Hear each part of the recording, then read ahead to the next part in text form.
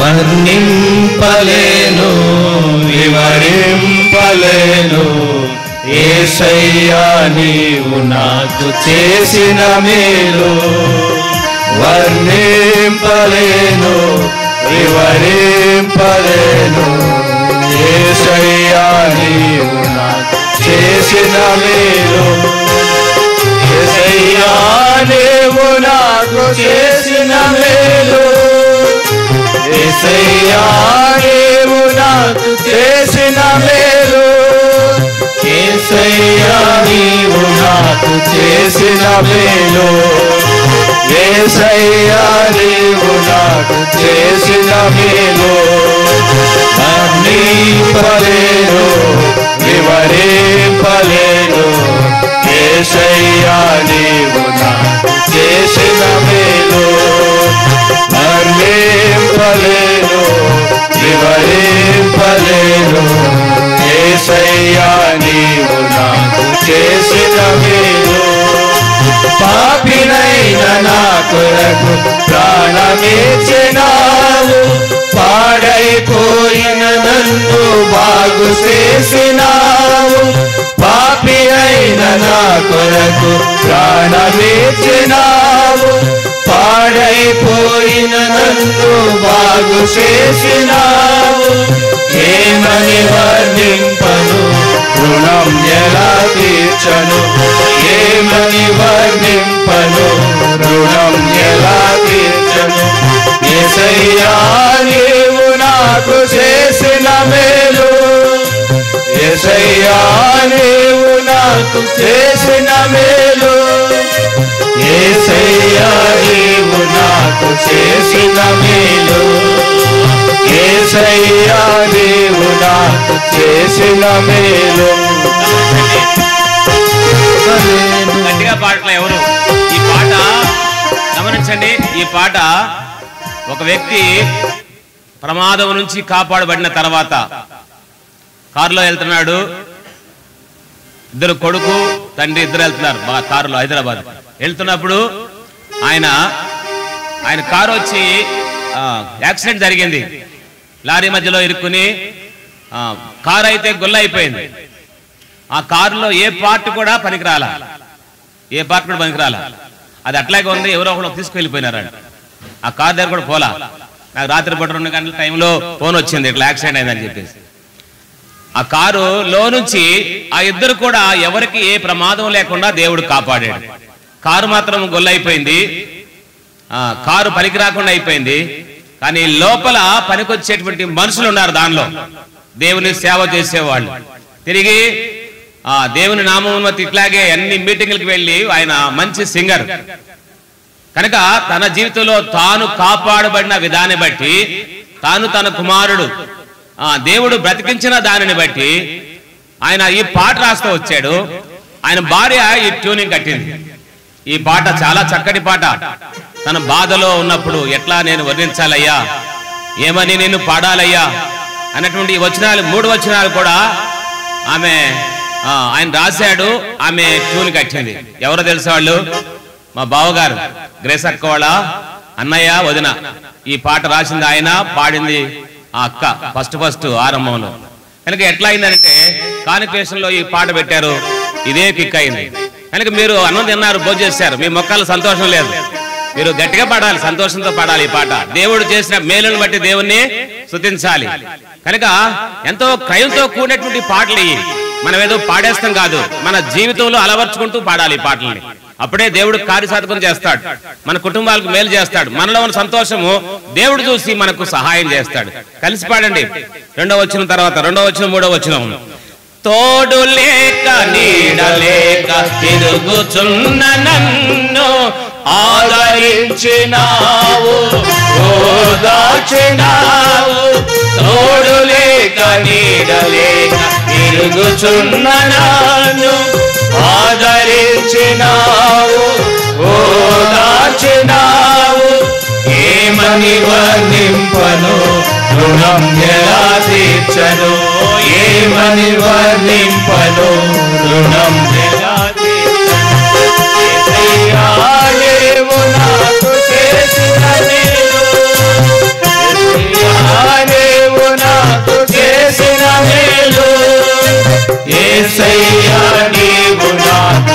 చేసిన మేలు యేసయ్యా నీవు నాకు చేసిన మేలు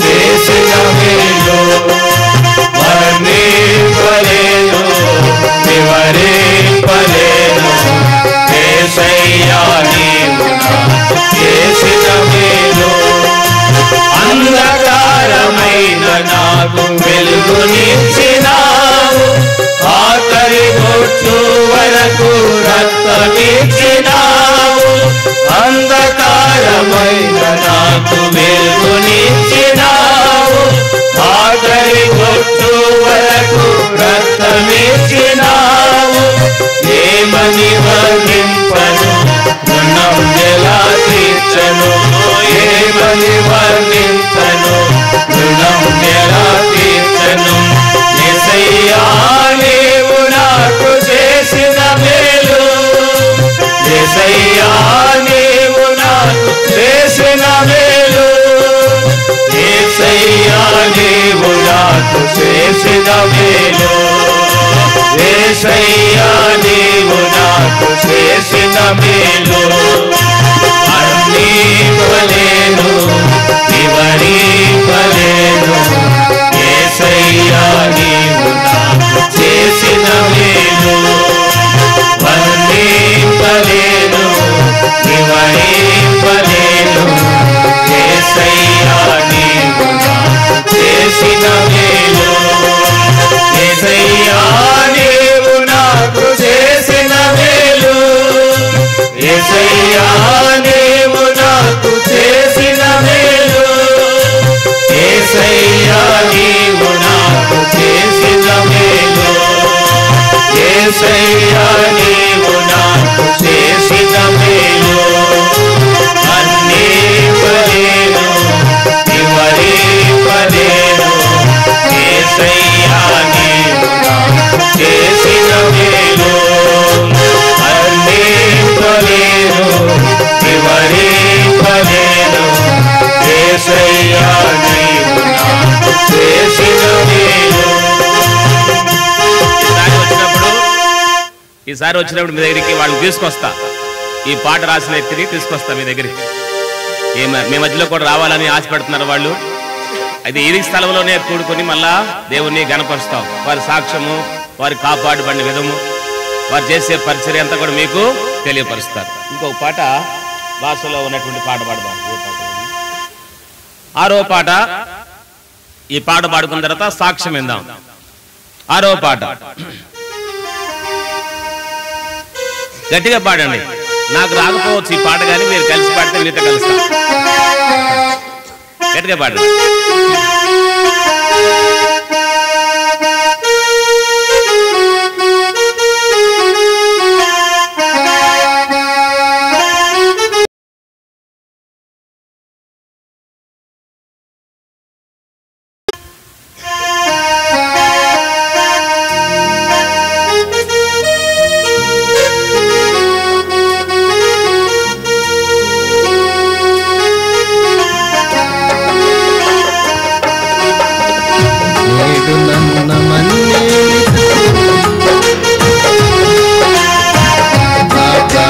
నిలబర్తితుకు నీవ చిత్తమేలే నేడు నన్న మన్నేలితుకు నీవ పుణ్యమేలే నా ప్రాణం నిలబర్తితుకు నీవ చిత్తమేలే దొల్లియత్తలేక నిన్ను మాసి మత్తాను దొల్లియత్తలేక నిన్ను మాసి మత్తాను అయినా నన్ను కాపాడి బ్రతికిస్తుయ్యా అయినా నన్ను కాపాడి బ్రతికిస్తుయ్యా నేను నన్న మన్నేలుకు దేవ పుణ్యమేలే నా ప్రాణం నిలబర్తికు దేవ చిత్తమేలే నేను నన్న మన్నేలుకు దేవ పుణ్యమేలే నా ప్రాణం నిలబర్తికు దేవ చిత్తమేలే బేలకు మేలు మత్తాను విలువైన నాకు చుట్టుమందిలే నన్న బేలకు మేలు మత్తాను విలువైన నాకు చుట్టుమందిలే నా బ్రతుకును బాగుతుంది యేసయ్యా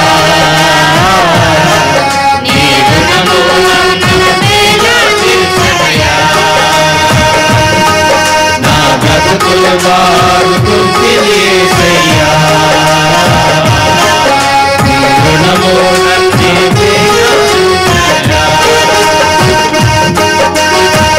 నేను నన్ను మందేనికు నీవ పుణ్యమే నా ప్రాణం నిలబర్తికు నీవ చిత్తమే నేను నన్ను మందేనికు నీవ పుణ్యమే ప్రాణం నిలబర్తికు నీవ చిత్తమే నన్నాసకు అంది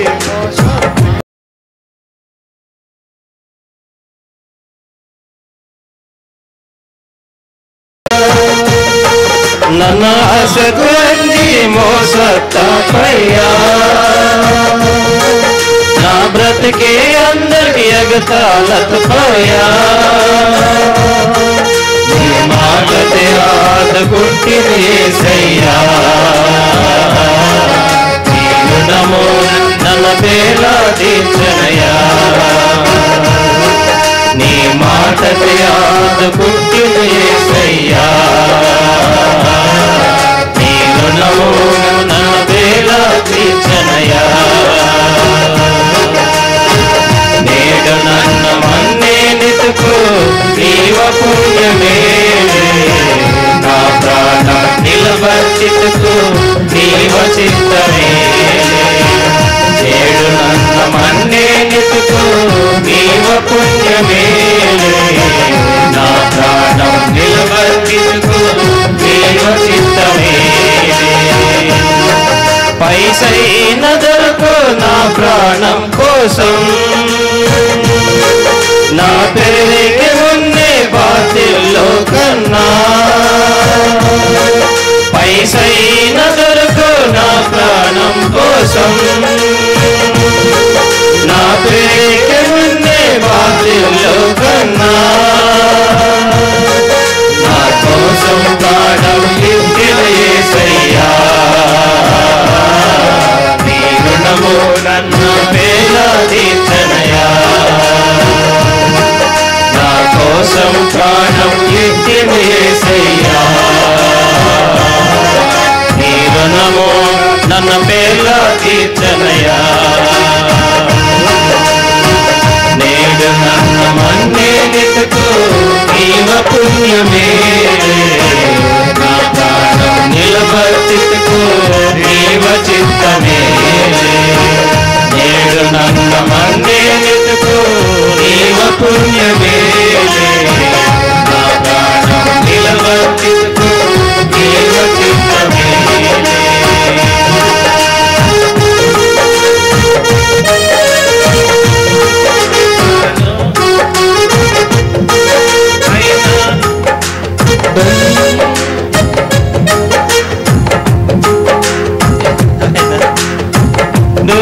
ದುಲ್ಯತಲೇಗ ಏನು ಮಾಸಿ ಮತ್ತನು ದುಲ್ಯತಲೇಗ ಏನು ಮಾಸಿ ಮತ್ತನು అయినా నన్ను కాపాడి బ్రతికిస్తేనే యేసయ్యా అయినా నన్ను కాపాడి బ్రతికిస్తేనే యేసయ్యా ఏడు నన్ను మన్నేనితుకు నీవ పుణ్యమే నా ప్రాణం నిలబర్తికు నీవ చిత్తమే ఏడు నన్ను మన్నేనితుకు నీవ పుణ్యమే నా ప్రాణం నిలబర్తికు నీవ చిత్తమే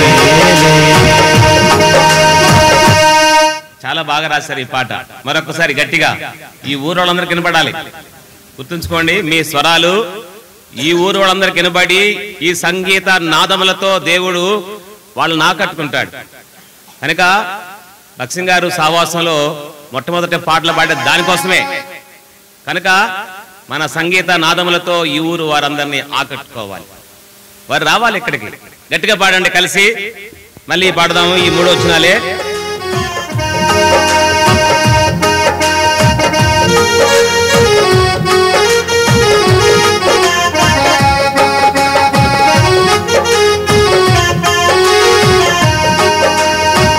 నేడు నన్ను మన్నేనితుకు నీవ పుణ్యమేలే, నా ప్రాణం నిలబట్టితుకు నీవ చిత్తమేలే. నేడు నన్ను మన్నేనితుకు నీవ పుణ్యమేలే, నా ప్రాణం నిలబట్టితుకు నీవ చిత్తమేలే. తుల్లియత్తలేక పీను మాసి మత్తాను, దుల్లియత్తలేక పీను మాసి మత్తాను, అయినా నన్ను కాపాడి బ్రతికిస్తేనేసయ్యా, అయినా నన్ను కాపాడి బ్రతికిస్తేనేసయ్యా.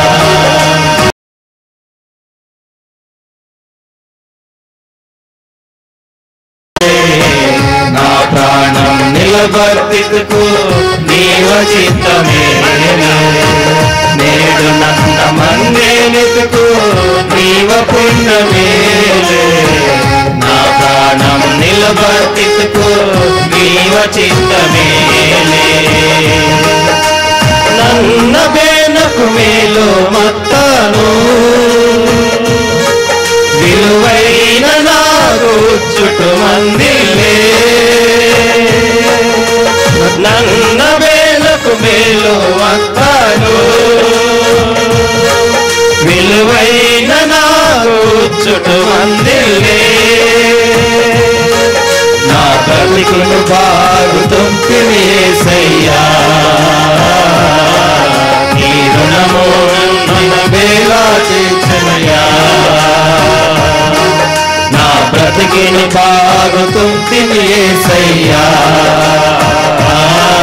నీ రుణము నన్ను వేలా తీర్చనయ్యా.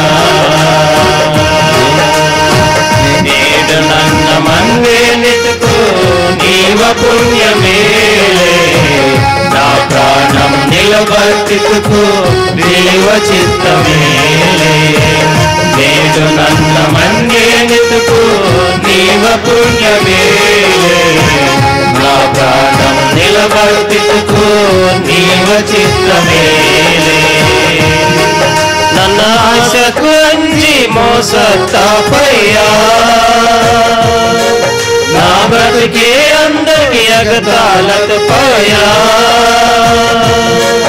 నన్న ఆశకు అంజి మోసతాపయ్యా, నా బ్రతికే అందరికి ఎగతాళతు పోయా. నీ మాటతే ఆదుకుంటును యేసయ్యా, నీ రుణము నన్ను వేలా తీర్చనయ్యా, నీ మాటతే ఆదుకుంటును యేసయ్యా, నీ రుణము నన్ను వేలా తీర్చనయ్యా. నేడు నన్న మందేనితుకు నీవ పుణ్యమేలే, నా ప్రాణం నిలబర్తితుకు నీవ చిత్తమేలే. నేడు నన్న మందేనితుకు నీవ పుణ్యమేలే, నా ప్రాణం నిలబర్తితుకు నీవ చిత్తమేలే. పైసైన దొరకు నా ప్రాణం కోసం, నా పేకి మున్నే బాతిల్లో కన్నా, పైసైన దొరకు నా ప్రాణం కోసం, నా పేకి మున్నే బాతిల్లో కన్నా, నా కోసం ప్రాణం నిత్తులు యేసయ్యా, నీ రుణము నన్ను వేలా తీర్చనయ్యా, కోసం ప్రాణము ఇచ్చిను యేసయ్యా నీ రుణము నన్ను వేలా తీర్చనయ్యా నేడు నన్ను మన్నించుకు నీవ పుణ్యమేలే నా ప్రాణం నిలబెట్టుకు నీవ చిత్తమేలే నేడు నన్ను మన్నించుకు నీవ పుణ్యమేలే నా ప్రాణం నిలబెట్టుకు నీవ చిత్తమేలే దుల్లియతలేగా నేను మాసి మత్తాను దుల్లియతలేగా నేను మాసి మత్తాను అయినా నన్ను కాపాడి బ్రతికిస్తున్న యేసయ్యా అయినా నన్ను కాపాడి బ్రతికిస్తున్న యేసయ్యా నేడు నన్ను మన్నించుకు నీవ పుణ్యమేలే నా ప్రాణం నిలబెట్టుకు నీవ చిత్తమేలే నేడు నన్ను మన్నించుకు నీవ పుణ్యమేలే నా ప్రాణం నిలబెట్టుకు నీవ చిత్తమేలే. Praise the lord. ఇప్పుడు దేవుని వాక్యము సాక్షార్థము అనగా తనను ఎట్లా దేవుడు రక్షించాడో వాక్యము వినక పూర్వము మనము సాక్ష్యం విందాం.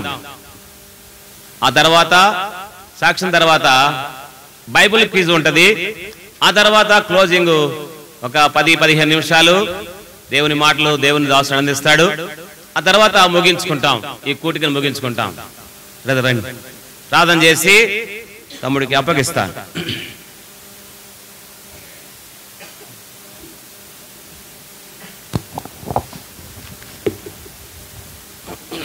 ప్రేమగల తండ్రి, మరొకసారి తమ్ముడిని మీరు రక్షించావు దేవా. మీ మహిమార్థమై సాక్షార్థమై ఆయా స్థలాలలో తనను మీరు వాడుకుంటూ ఉన్నారు. మీకు స్తోత్రాలు చెల్లిస్తుంటున్నాం నాయన. ఈ సమయంలో కూడా నిలబడుతుండగా తనను మీరు బలపరచండి, అభిషేకించండి. తనలో జరిగిన కార్యమును చక్కగా క్షుణ్ణంగా వివరించడానికి దైవికమైన కృపద ఇచ్చేయమని పాటల ద్వారా మీ నామానికి మహిమ తెచ్చుకుంటూ వచ్చారయ్యా. సాక్ష్యం ద్వారా కూడా నీ నామాన్ని మహిమ తెచ్చుకోమని మా ప్రార్థన మీరు అంగీకరించమని ప్రభువా. మేమేమని దేవా నీ రుణం తీర్చగలము. మేము చేతగాని వారం సదిలో ఒప్పుకుంటూ ఉన్నాం. కనికరము చూపించి నీ కార్యము సాక్ష్యం ద్వారా కూడా జరిగించి మీ నామాన్ని మహింపరచుకోమని యేసు నామమున ప్రార్థించి స్తుతించి వేడుకొనుచున్నాం తండ్రి, ఆమేన్.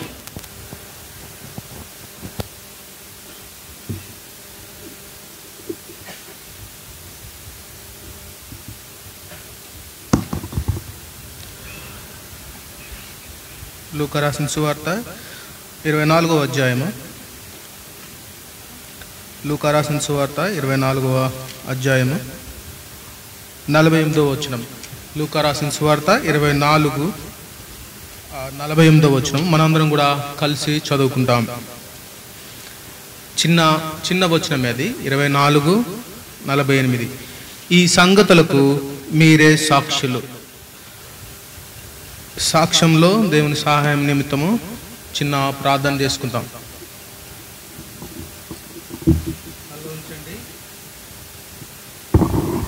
ప్రేమగల తండ్రి, జిమ్గల దేవా, ఇంతవరకు మీ సన్నిధిలో సజీవులకు ఉంచినందుకు ఎంతో వందనాలు ప్రభా. మీరు ఈ యొక్క గ్రామాన్ని జ్ఞాపకం చేసుకొని కర్మేలు ప్రార్థనా మందిరం ద్వారా జరిగిస్తున్న ఉదయం నుంచి పరిచయం బట్టి ఎంతో వందనాలు ప్రభా. ఎంతోమందిని యవనస్తుల్ని ఇక్కడికి మరి సమకూర్చి ప్రభా మీ యొక్క విలువైన మాటలు వారికి వినిపిస్తున్న మీ ప్రేమంతను బట్టి ఎంతో వందనాలు ప్రభా. మరి మమ్మల్ని కూడా బనవాసానని మరి సామ్యాలని అందరిని ఇక్కడ తీసుకొచ్చినావు. నేను ఆ మహిమాత్మయ పరిచర్లు వాడుకున్నావు, అందుని బట్టి ఎంతో వందనాలు. ఉదయం 2 సెషన్స్లో మేము చాలా కృప చూపిస్తున్నావు ప్రభా. అనేక విషయాలు మాకు బోధించినందుకు ఎంతో వందనాలు, స్తుతులు, స్తోత్రాలు ప్రభా. ఎందుకు పనికిరాని ప్రభా, అయోగ్యుని, అపాత్రుడిని ప్రభా. ఇక్కడున్న కూర్చున్న వారిలో ఎవరికి కూడా నేను సరిపోయినటువంటి వాడిని. మీ యొక్క నామం కనీసం ఉచ్చరించడానికి కూడా ఏమాత్రం అర్హత లేనటువంటి నన్ను జ్ఞాపకం చేసుకొని మీ అనాథకాలి సంకల్పం చొప్పున యేసుక్రీస్తు వారి యొక్క రక్తములో నన్ను కడిగి పవిత్రపరిచి మీరు ముందు నిల్చుండబెట్టినందుకు ఎంతో వందనాలు, స్తుతులు, స్తోత్రాలు. ప్రభువా ప్రత్యేకంగా నా యొక్క పాపం, నా దోషములు క్షమించండి. నా చెడు తలంపులు, నా యొక్క క్రియలు, ప్రభువా నా తలంపులన్నిటిని కూడా మరి యేసుక్రీస్తు వారి యొక్క రక్తంతో కడిగి పవిత్రపరచండి.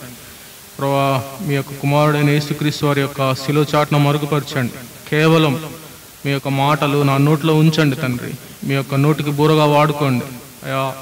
మీ మాటలు నా నుండి పలుకుతుండగా మరి ఇక్కడ మీ యొక్క పరిశుద్ధాత్మ సంచారం దయచేయండి. లేఖనాలు చూసినప్పుడు ఆత్మీయమైన కన్నులు తెరవండి. ఎవరినైతే ఏర్పరచుకున్నారో వారి నిమిత్తం మీ కార్యం జరుగులాగున అవునులాగున దీవించండి. ప్రభువాని సాక్ష్యం పంచుకుంటుండగా సమయం వృధాగా పోనీయకుండా మరి కనికరం చూపవలసిందిగా కోరుకుంటూ, ప్రభా మీ యొక్క బలిపీఠం మీద నా కావుతో నా పెదవులు తాకి పవిత్రపరిచి మేలును అనుగ్రహించవలసిందిగా కోరుకుంటూ యేసుక్రీస్తు వారి యొక్క నామం పేరిట ఈ ప్రార్థన మిక్కులేనంతో బతిలాడి అడిగి వేడుకుంటున్నాం తండ్రి. ఆమేన్.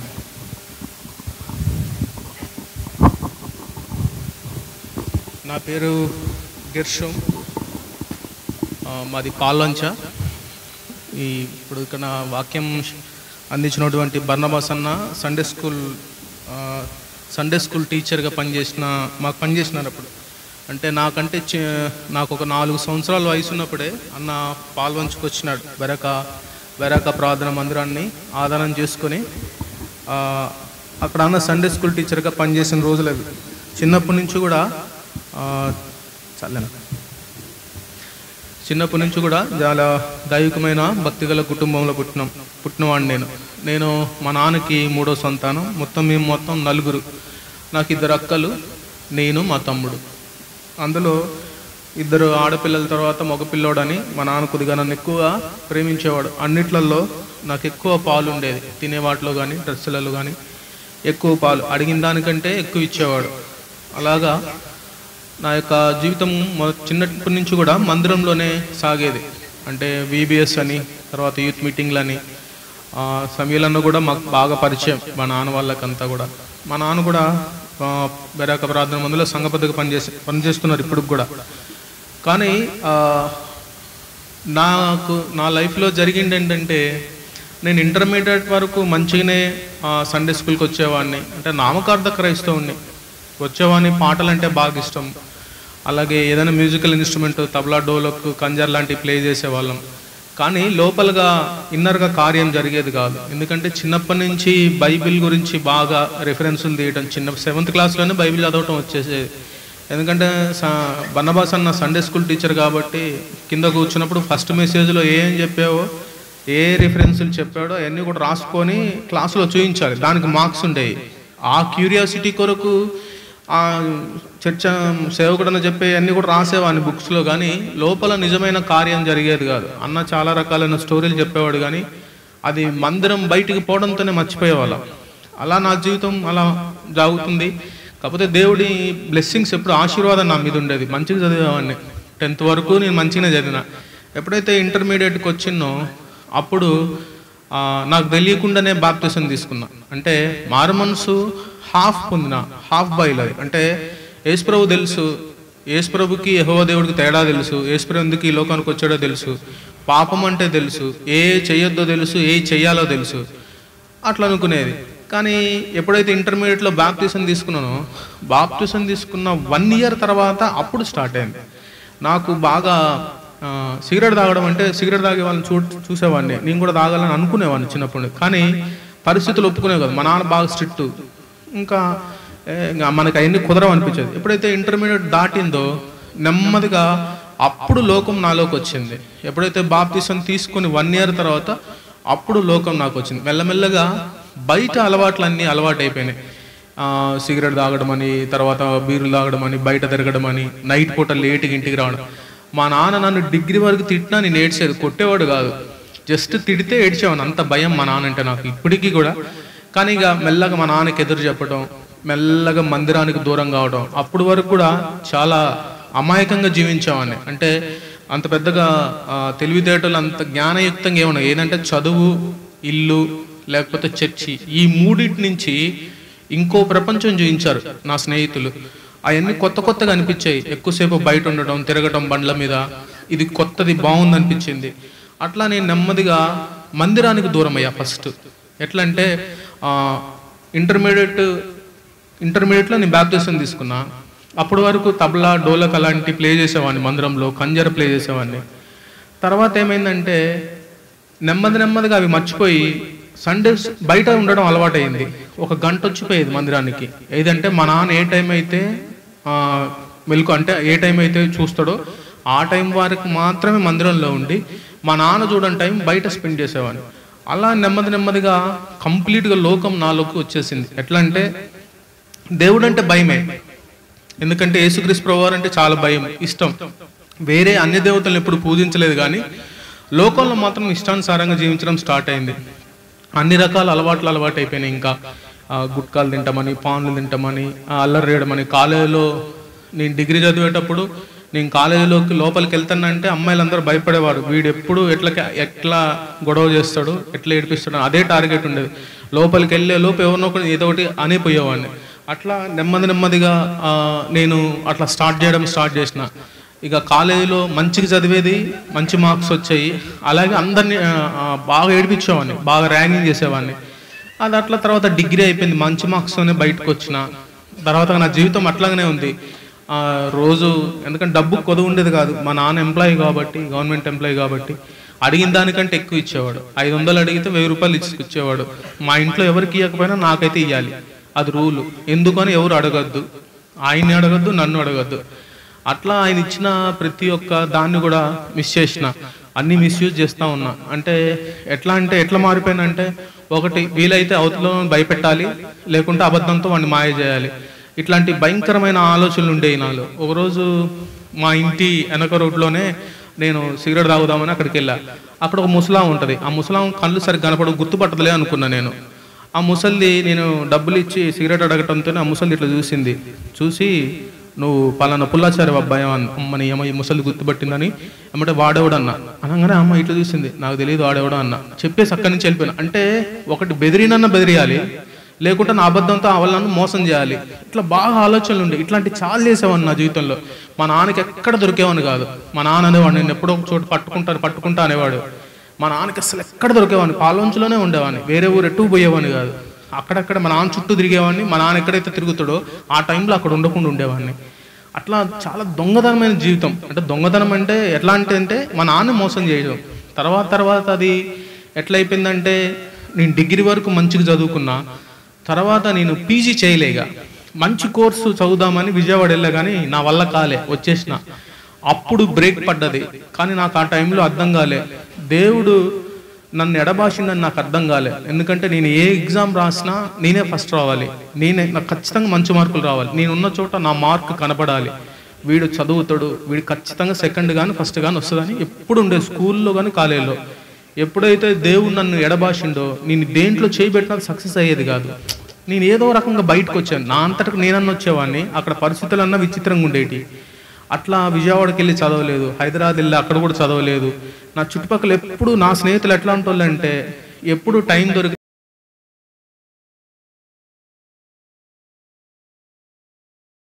వచ్చే వాళ్ళే ఉండేవాళ్ళు. నా గ్రూప్ కూడా సపరేట్గా మెయింటైన్ చేసాను. చర్చికి వచ్చే ఒక గ్రూపు, చర్చికి రాని ఒక గ్రూపు. చర్చికి వచ్చినప్పుడు వాళ్ళతో తిరగాలి, అది కూడా ఎంజాయ్ చేసేవాళ్ళు. బయట తిరిగేటప్పుడు వాళ్ళతో తిరిగేది. 2 రకాలుగా సైమల్టేనియస్గా మెయింటైన్ చేసేవాడిని. అప్పుడు నాకు బోర్ ఉండదు రోజు మొత్తం మీద, ఎప్పుడు ఫుల్ టైం నా బ్రెయిన్ ఎంగేజ్లో ఉండేది. అట్లా నా యవ్వన దశ మొత్తం కూడా సాతానికి ఇచ్చేసిన. కానీ దేవుడు నన్ను ఇష్టపెట్టిండని నాకు అర్థం కాలే. నేను ఒక ఎగ్జామ్ రాస్తే ఫెయిల్ అయినా, రాలే రిజల్ట్. అప్పుడు నాకు అర్థమైంది. ఆ టైంలో ఇంకా నేను మ్యారేజ్ అయిన తర్వాత అప్పుడు అర్థమైంది, ఇంకా దేవుడు నన్ను ఇష్టపెట్టిండు. మ్యారేజ్ అయిపోయింది, ఇంకా అప్పుడు చదవడం స్టార్ట్ చేద్దామని ఫిక్స్ అయినా. ఎర్లీ ఏజ్లో 24 సంవత్సరాలకి నేను మ్యారేజ్ అయిపోయింది నాది. అప్పుడు చదువుదాం అనుకుంటే ఇంకా అప్పుడు అన్ని అడ్డంకులు స్టార్ట్ అయినాయి వరుసగా. నేను మంచి కోర్సులో జాయిన్ అయ్యే టైంకి మా మిస్సెస్ డెలివరీకి రెడీగా ఉంది. ఆ టైంలో మా అమ్మకి హెల్త్ బాగలేదు, నేనే మా ఆవిడని చూసుకోవాలి. ఇంటికి వచ్చి ఏ రోజు చేయని పనులు కూడా చేసేవాడిని, అన్ని రకాల పనులు అన్నీ చేసిన ఇంట్లో. తర్వాత ఒకరోజు నా కొడుక్కి 2 సంవత్సరాలు, అప్పుడు వాడంటే నాకు చాలా ఇష్టం. ఒకరోజు నేను అప్పటికి ఇంకా ఏం మారలే, నా జీవితం అట్లానే ఉంది. కానీ బైబిల్ మాత్రం చదివేవాడిని. అదేందో అర్థం కాదు. రోజు పొద్దుట ఒక అధ్యాయము, సాయంత్రం ఒక అధ్యాయం ఖచ్చితంగా చదివేవాడిని. ప్రార్థన చేసుకోకుండా పడుకునేవాడిని. ఎన్నిసార్లు ఇట్లాంటి అంకుళ్ళు మెసేజ్లు చెప్పినా మనకు కాదు, ఇది లోపల బ్రెయిన్కి ట్యూన్ చేసేవాడిని. ఈ మెసేజ్ మనకు కాదు, ఎందుకంటే రక్షణ పొందుతామేమో అని. రక్షణ పొందితే అన్ని ఇసి పెట్టాలి కదా. సిగరెట్లు తాగడం ఇష్టపెట్టాలి, మందు తాగడం ఇష్టపెట్టాలి. అయినా మన వల్ల కాదు, అసలు బ్రెయిన్లోకి రానిచ్చేవాను కదా. ఆ బన్నవాసన అన్న అట్లే చెప్తాడు. నెక్స్ట్ అన్న ఏం చెప్తాడో నాకు తెలుసు, కానీ చిన్నప్పటి నుంచి 10 సంవత్సరాలు అన్న సండే స్కూల్ టీచర్. అన్న ఏం చెప్తాడో తెలుసు, అంకుల్ ఏం చెప్తాడో తెలుసు. ఈ రిఫరెన్స్ తర్వాత ఈ రిఫరెన్స్ వస్తుంది అంటే ఆ రిఫరెన్స్ దగ్గర నా బ్రెయిన్ ఆపేసేవాడిని వినకుండా. అట్లా ఒక రోజు నీ వాక్యం చదివేటప్పుడు ఈ మత్తయి సువార్తలో ఊకుకే డోర్ కొట్టి అడుగుతూ ఉంటాడు. ఒక బాటసారి వస్తాడు, రొట్టెని అడిగితే రాతినిస్తాడా, మీకు చెడ్డవారు అయ్యండి మీ పిల్లలకి మంచిది ఇస్తారు కదా అని ఆ వాక్యం చదివిన తర్వాత మా అబ్బాయిని ముందు కూర్చోబెట్టుకొని బండి మీద వెళ్తున్నా. మాకు తెలిసిన ఒక ఆయన గుట్కా ప్యాకెట్ తింటుంటే వాడు ఏం చేసిండంటే మా అబ్బాయికి సరదాగా తిను అన్నాడు. తినగానే వాడికి తెలియదు కదా, చిన్నపిల్లడు చేయి తీసుకుంటే నాన్న అది తినకూడదు కక్క అని చెప్పిన. వాడికి నేను ఏది చెప్తే అది ఫిక్స్ ఉంటుంది మైండ్లో. అయితే నేను ఒక 2 రోజుల తర్వాత, ఒక వారం రోజులు అయింది. వారం రోజుల తర్వాత నేను అదే గుట్కా తింటా, కానీ వాడికి తెలియదు నేను తిన్నట్టు. వాడి ముందు నేను ఎప్పుడు చీఫ్ కాకూడదని నేను ముందే అనుకున్నా. నేను తినేది వాడు నోట్లో పెట్టుకుని చూసి, నేను తినేది అసలు ఎవరికి తెలియదు, ఇంట్లో వాళ్ళకి కూడా తెలియదు, నా భార్యకు కూడా తెలియదు, మా నాన్న కూడా నన్ను పట్టుకోలేదు, ఎవరు పట్టుకోలేరు. కాలేజీలో కూడా వెనక బెంచ్లో కూర్చొని తినేవాడిని, ఎవరు పట్టుకునేడానికి కూడా లేదు. సార్ దగ్గరకు వచ్చినా పట్టుకోలేడు మమ్మల్ని. అట్లాంటిది వాడు 2 సంవత్సరాలు నన్ను చూసి పసిగట్టి నాన్న నువ్వు తినేకి కక్క నాకు పెట్టు అన్నాడు. అప్పుడు ఇక నా గుండె పగిలిపోయింది. అంటే నెక్స్ట్ నేను నా కొడుక్కి తినిపించాలి. అప్పుడు అనుకున్న ప్రభా, నువ్వు ఇన్నిసార్లు నాతో మాట్లాడినావు, ఇన్నిసార్లు నేను ఎప్పుడు ఇల్లే, నువ్వు వెపన్కు యూజ్ చేసింది నా కొడుకునే యూజ్ చేసినావు. నేను ఈ రోజుతో అలవాట్లన్నీ ఇసిపెడుతున్నా అని చెప్పిన. ఒకటే రోజు నాకున్న అన్ని అలవాట్లు ఇసిపెట్టేసిన. నేను సిగరెట్ తాగేవాడిని, మందు తాగేవాడిని, గుట్కాలు తినేవాడిని. మందిరంలోకి వెళ్ళా, పులిపెట్టి ముందు అట్లనే కూర్చున్నా. ప్రభా ఈ రోజు నుంచి నా జీవితం నీకే, నా అలవాట్లన్నీ ఇసిపెడుతున్నా. ఒక్కటే రోజు ఇసిపెట్టిన. మా ఫ్రెండ్స్ అందరూ పరేషాన్ అయినారు. నువ్వు ఒక్క రోజులో ఎట్లా మానేసిన? అసలు నేనుంటే ఎంజాయ్ ఉంటుంది అక్కడ. నైట్ టైం 2 అయినా 3 అయినా వాళ్ళకి ఫుల్ ఎంజాయ్. ఇంటికి సేఫ్గా తీసుకెళ్తా. పాలంచులో ఏ పోలీసోడు కూడా మమ్మల్ని ఏమనలేరు, ఎంత తాగున్నా ఎక్కడ ఉన్నా కానీ. వాడికి ఆశ్చర్యం, నువ్వు ఎట్లా మానేసినావు? నువ్వు మానేయలేదని ఒక 4 రోజులు అసలు నన్ను సతాయించింది. లేదురా నేను మానేసిన. అట్లా దేవుడు ఒక్క మాటే, వాడన్న మాట, నాన్న నువ్వు తినే కక్క నాకు కూడా పెట్టు అన్నాడు. ఇంకా అసలు నాకు ఆ రోజు కాళ్ళు చేతులు ఆడలే. వామ్మో నేనేం నేర్పిస్తున్నా, యేసుప్రభు నా కొరకు నిజంగానే ప్రాణం పెట్టిండు కదా, దేవుడు నాకు ఇచ్చిన లైఫ్ నేను నా కొడుకు ఇవ్వకపోతే ఎట్లా అని. అప్పుడు 2014లో నేను మారా. 2014లో అప్పుడు అనుకున్నా, ప్రభా ఇంకా ఈ నోట్లోకి ఎప్పుడు అపవిత్రమైన నోట్లోకి రాకూడదు, నా నోట్లో నుంచి కూడా అపవిత్రమైన బయటికి రాకూడదని అప్పుడు నేను తీర్మానం చేసుకున్న తర్వాత అప్పుడు అసలు కష్టాలు స్టార్ట్ అయినాయి నాకు. ఎందుకంటే నేను తీసుకున్న డెసిషన్స్ యవ్వన దశలో సరిగ్గా తీసుకోలే. ఎందుకంటే బైబిల్ తెలిసి కూడా యవ్వన దశలో నువ్వు కరెక్ట్ డెసిషన్ తీసుకోకపోతే నిన్ను బాగు చేయడానికి ఎవ్వరు తరం కాదు. నీకు డబ్బు ఉండొచ్చు, నీ దగ్గర టాలెంట్ ఉండొచ్చు, నీ దగ్గర అందం ఉండొచ్చు, నీ దగ్గర అన్నీ ఉండొచ్చు, కానీ నువ్వు బాగుపడడానికి రూట్ మాత్రం దొరకదు. నా యవ్వన దశ 10 సంవత్సరాలు నేను నా సాతానికి అప్పచెప్పిన నా జీవితాన్ని. నేను చెయ్యని ఎంజాయ్ లేదు, కానీ అన్నీ కూడా ప్రభుకు వ్యతిరేకమయ్యి. అన్నీ కూడా అనుకోవచ్చు, ఈ మాటలు మైండ్లోకి వెళ్ళవు యవనస్తులకు, ఖచ్చితంగా అమ్మాయిలకు కానీ అబ్బాయిలకు కానీ. ఇక్కడి నుంచి ప్రభు పేరిట నేను మనవి చేసేది ఏంటంటే, యవ్వన దశలో నరుడు కాడి మోయటం మేలని వాక్యం ఉంది. ఒకవేళ నీ జీవితం యవ్వన దశ నువ్వు ప్రభుకు అప్పచెప్తే ఆయన ఎంత బాగా డిజైన్ చేస్తాడంటే, యెషయా గ్రంథంలో ఒక మాట ఉంటుంది. ఆయన ఇక్కడ ఉంటాడంట, వెనకుండి నువ్వు కుడికి పోవాలా ఎడంకి పోవాలా చెప్తాడంట. ఎట్లా అంటే దానికి ఎగ్జాంపుల్, మీరు ఒక భార్య భర్త కనుక బండి మీద వెళ్తా ఉంటే, భార్య ముందు భర్త బండి తోలుతూ ఉంటాడు, భార్య మూతి వచ్చి ఆయన చెవి దగ్గర ఉంటుంది, వెనక నుంచి మాట్లాడుతూ ఉంటుంది. అంత క్లియర్గా చెప్తాడంటే ప్రతి విషయం. అది కావాలంటే మీరు ఎప్పుడైనా అబ్జర్వ్ చేయండి, మీద చేసి కరెక్ట్గా చెవి దగ్గరకు వచ్చి చెప్తుంది ఎటు పోవాలి ఏంటిదని జాగ్రత్తగా. అక్కడే అన్ని మాటలు. నువ్వు ఎప్పుడైతే నిజంగా యేసుప్రభుని అంగీకరించి దీని మీద ఆధారపడితే నీకు ఎవ్వరు చెప్పాల్సిన అవసరం లేదు. ప్రామిస్, లిటరల్గా ప్రామిస్ చేస్తున్నా. నీకు కావాలంటే నువ్వు ఏ టెస్ట్ అన్న కొట్టు. బర్నబాస్ అన్న ఒకరోజు వాక్యంలో చెప్తాను, ఆయన పొగడ్డమని కాదు, అన్న చెప్పింది నేను చెప్తాను. ఒకరోజు ఏం చెప్పిండంటే గిజ్జోను గురించి చెప్పిండు. గిజ్జోను కళ్ళంలో గొర్రెబొచ్చు ఆరేసి చుట్టూ మొత్తం తడవాలి పొలము, గొర్రెబొచ్చు తడవద్దు. 2వ రోజు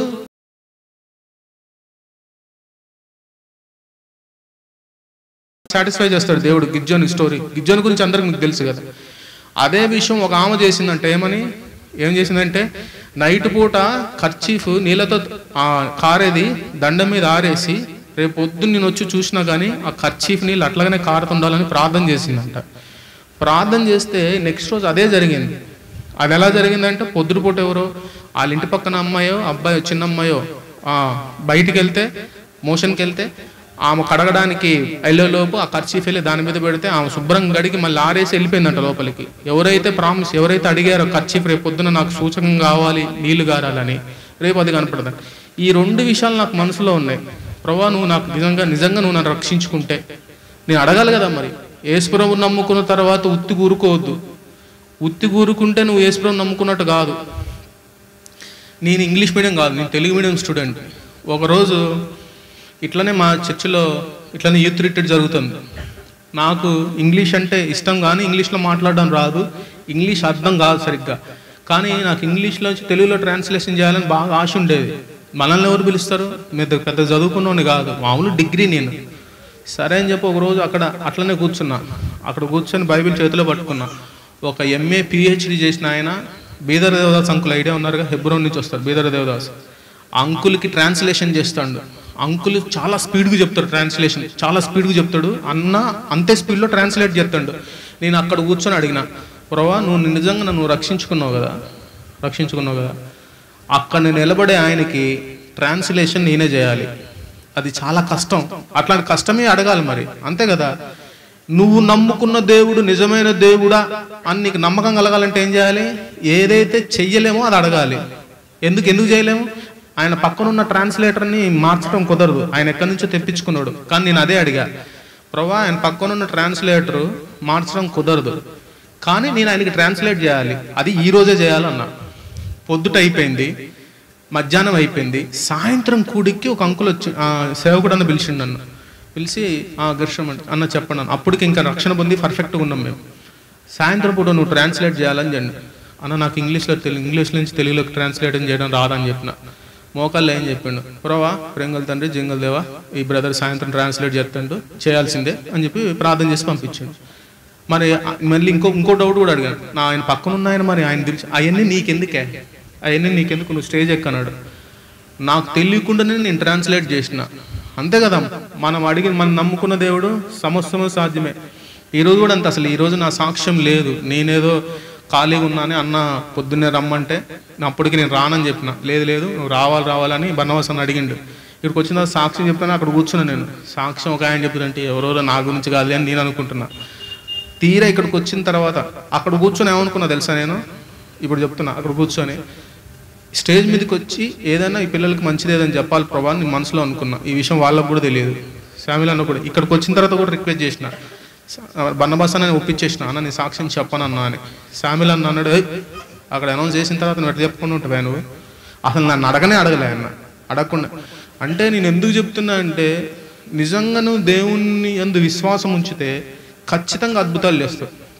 అందుకే సియోను గీతలో రుచి చూచి ఎరిగితిని యెహోవా ఉత్తముడనియు, రుచి చూచి ఎరిగితిని యెహోవా ఉత్తముడనియు. అట్లా ఇంకా ఎప్పుడైతే నేను రక్షణ అనుభవంలోకి వచ్చిందో దేవుడు కొత్తగా మాట్లాడడం స్టార్ట్ అయింది. రోజు ఇదే పంచాయతీ ఉంటుంది. అట్లా మాట్లాడాలి, ఇట్లా మాట్లాడాలి, తెలుగులో మాట్లాడాలి, ఇంగ్లీష్ బైబిల్ చదవడం స్టార్ట్ చేసి ఇంగ్లీష్లో మాట్లాడాలి. దేవుడు మాట్లాడితే ఎట్లుంటుంది తెలుసా, irrespective of language, Telugu Hindi ఏ లాంగ్వేజ్లో మాట్లాడినా నీకు అర్థమవుతుంది. దేవుడు మాట్లాడేది మాట కాదు, అది ఫీల్. బాగుంటుంది మాట్లాడితే. యవ్వన దశలో నువ్వు రక్షింపబడ్డావు అనుకో, ఇంకా హ్యాపీ. ఎంత చక్కగా గైడ్ చేస్తే తెలుసా. ఎంత అంటే యెషయా గ్రంథంలో 45వ అధ్యాయం దగ్గర ఏమని ఉంటుంది తెలుసా, మూఢుడైనా చక్కగా పోతాడంట. మూఢుడు అంటే వాడు మూర్ఖుడు మాట వాడు కూడా చక్కగా పోతాడు. నువ్వు ఆయన మాట వింటే, లోకం మాట వినకుండా అలా వింటే కనుక దేవుడిని ఖచ్చితంగా నీ జీవితంలో అద్భుతం జరుగుతుంది. ఇంకా నా జీవితంలో ఇంకొక 2-3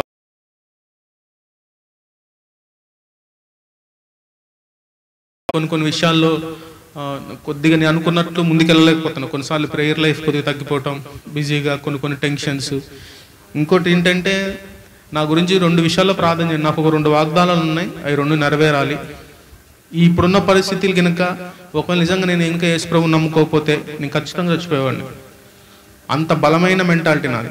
అలా చచ్చిపోవడానికి కూడా వెనకాడిన మెంటాలిటీ, మనకు మూర్ఖంగా ఆలోచిస్తారు సరే, అట్లాంటి మెంటాలిటీని ప్రభు మార్చిండు. అంటే నా గురించి మీరు ప్రార్థన చేయాల్సింది, నేను కోరుకునేది ఒకటే, నా వాగ్దానాలు నెరవేరబడాలి. రెండోది ప్రభు పరిచయం ఉండాలి. మా తమ్ముడు పరిచయం చేస్తాడు, మా నాన్న కూడా చేస్తాడు, నేను కూడా చేయగలుగుతున్నా ప్రజెంట్గా. అట్లా మా ఫ్యామిలీ అంతా కూడా పరిచయంలో ఉండాలని మాకు ఆశ. దేవుడి సాక్ష్యాన్ని దీవించునుగా.